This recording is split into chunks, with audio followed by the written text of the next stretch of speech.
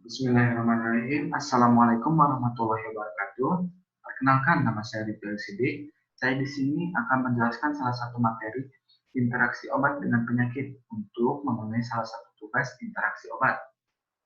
Nah, interaksi obat dengan penyakit ini adalah interaksi yang timbul karena adanya penggunaan obat tertentu yang dapat berdampak negatif atau menimbulkan efek uh, yang sedang maupun parah pada pengguna. Nah, saya di sini akan langsung menjelaskan bagaimana contoh-contoh interaksi obat dengan penyakit. Nah,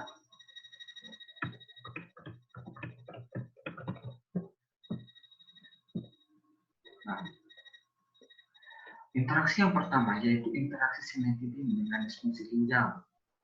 Nah, metabolisme dari simetidin dan metabolitnya akan terganggu, bahkan bisa hilang karena adanya disfungsi ginjal. Disfungsi ginjal juga tampaknya menjadi faktor risiko toksisitas sistem saraf pusat terkait simetidin yang dapat menimbulkan agitasi, kebingungan mental, depresi, kecemasan, dan halusinasi. Nah, efek ini umumnya bersifat reversibel dan memiliki jangka waktu 3-4 hari setelah penggunaan. Terus interaksi yang kedua yaitu ada interaksi acetaminophen dengan penyakit hati. Nah, pada umumnya acetaminophen yang dimetabolisme di hati menjadi tidak aktif, namun pada jumlah kecil dikonversi oleh jalur kecil dan metabolit yang dapat menyebabkan hepatotoksik hemoglobinemia.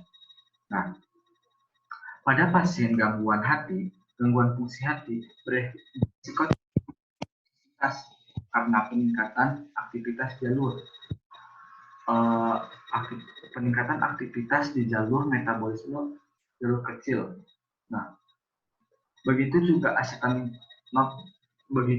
penggunaan acetaminophen berlebihan yang dapat menjenuhkan enzim hati yaitu CYP450 dan keluarganya, menyebabkan peningkatan metabolisme di jalur kecil. Nah, dapat menyebabkan gagal hati akut, mengakibatkan transplantasi hati, bahkan kematian.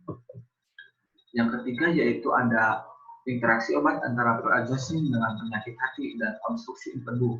Nah, prazosin diketahui dimetabolisme oleh hati dan kemudian diekskrasikan dalam empedu, terutama sebagai metabolit. Beberapa metabolit aktif secara farmakologis dan memiliki 10% hingga 25% aktivitas hipotensif prazosin. Terus interaksi yang keempat yaitu ada obat golongan NSAID termasuk ibuprofen dengan penyakit anemia. Nah, penurunan hemoglobin dan hemakrotik serum yang tergantung dosis pada penggunaan obat antiinflamasi non-steroid atau NSAID terjadi karena mungkin melibatkan retensi cairan yang diinduksi OAIDS atau kehilangan darah gastrointestinal atau efek dari erythropoiesis. Penurunan konsentrasi hemoglobin cenderung sedikit dengan dosis rata-rata terapi, tetapi dapat melebihi 1 gram per dekaliter ketika dosis besar dibandingkan, seperti yang digunakan untuk mengobati osteoartritis dan rheumatoid arthritis. Terus interaksi selanjutnya yaitu ada interaksi penggunaan obat beta blocker dengan penyakit diabetes. Penggunaan beta blocker dapat mengatasi gejala hipoglikemia seperti tremor, takikardia, dan perubahan tekanan darah. Selain itu, beta blocker non-selektif seperti propanolol, pindolol, timolol dapat menghambat glikogenolysis yang dimensi ketokolamin sehingga berpotensi hipoglikemia yang diinduksi insulin dan menunda pemulihan kadar glukosa darah normal. Karena kardioselektivitas tidak mutlak, dosis yang lebih besar dari agen selektif beta blocker 1 dapat menunjukkan efek tersebut. Penggunaan beta blocker secara hati-hati pada pasien dengan diabetes atau cenderung mengalami hipoglikemia spontan.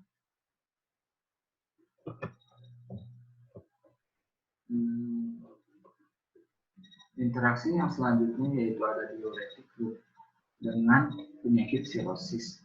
Nah, interaksi ini dapat menyebabkan perubahan yang mendadak pada keseimbangan cairan dan elektrolit, dapat memicu ensefalopati hepatik dan koma pada pasien tersebut, yang juga beresiko lebih tinggi untuk mengembangkan hipokalemia.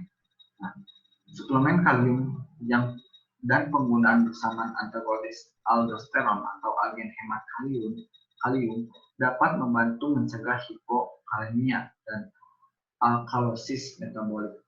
Loop diuretik ini harus dihentikan pada pasien dengan koma hepatik sampai kondisi membaik. Interaksi selanjutnya yaitu ada interaksi penggunaan antibiotik dengan penyakit colitis. Colitis atau pseudomembran dengan sebagian agen antibakteri pada tingkat keparahan terapi antibiotik dapat mengubah flora normal usus besar dan memungkinkan pertumbuhan berlebih Clostridium difficile yang toksinnya diyakini sebagai penyebab utama colitis atau penyakit colitis terkait antibiotik. Nah, penyebab paling umum biasanya adanya penggunaan clindamycin, lincomycin, aminopenicillin atau amoxicillin dan ampicillin dan cephalosporin. Selanjutnya yaitu ada interaksi simetidin dengan penyakit hati. Nah, hepatotoksisitas telah dikaitkan dengan penggunaan simetidin karena selain itu penyakit hati menjadi faktor resiko toksisitas sistem saraf pusat terkait. Simetidin yang dapat menyebabkan kebingungan mental, agitasi, depresi, halusinasi, dan disorientasi. Efek ini biasanya reversibel dalam 3-4 hari setelah penyembuhan. Interaksi selanjutnya yaitu ada interaksi obat benzodiazepin dengan penyakit depresi pernapasan. Nah, benzodiazepin di sini dapat menyebabkan depresi pernapasan dan apnea. Biasanya bila diberikan dengan dosis tinggi dengan pemberian intravena, pasien mungkin rentan akan menerima depresan sistem saraf pusat lainnya sehingga cadangan ventilasi terbatas. Insufisiensi paru kronik atau gangguan pernapasan lainnya. Nah, interaksi yang terakhir yaitu ada penggunaan NSAID, golongan NSAID termasuk ibuprofen dengan penyakit hiperkalemia. Nah, NSAID dapat meningkatkan konsentrasi kalium serum termasuk hiperkalemia. Bahkan pada beberapa pasien tanpa gangguan ginjal. Nah, pada pasien dengan fungsi ginjal normal, efek ini bisa menyebabkan hiporemia, hipoaldosteronisme. Sekian yang dapat saya sampaikan dari materi tersebut. Kurang lebihnya mohon dimaklumi. Assalamualaikum warahmatullahi wabarakatuh. Terima kasih.